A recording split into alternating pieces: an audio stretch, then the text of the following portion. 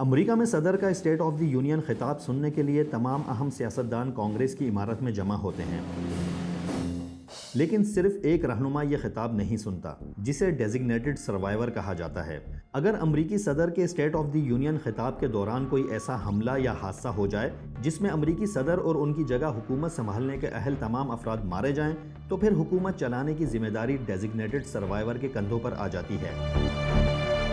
امریکی صدر کی سیکیورٹی کی ذمہ دار سیکرٹ سروس ڈیزگنیٹڈ سروائیور کو اسٹیٹ آف دی یونین خطاب کے دوران واشنگٹن ڈی سی سے باہر کسی نامعلوم مقام پر منتقل کر دیتی ہے۔ ڈیزگنیٹڈ سروائیور کا انتخاب صدر کی کابینہ سے ہی کیا جاتا ہے۔ ڈیزگنیٹڈ سروائیور کا بھی ان آئینی شرائط پر پورا اترنا ضروری ہے جو امریکی صدر کے لیے لازم ہیں، یعنی یہ کہ وہ امریکہ میں ہی پیدا ہوا ہو اور اس کی عمر کم از کم 35 برس ہو۔ ڈیزگنیٹڈ سروائیور کی شناخت صدر کے خطاب سے عین قبل ظاہر کی جاتی ہے۔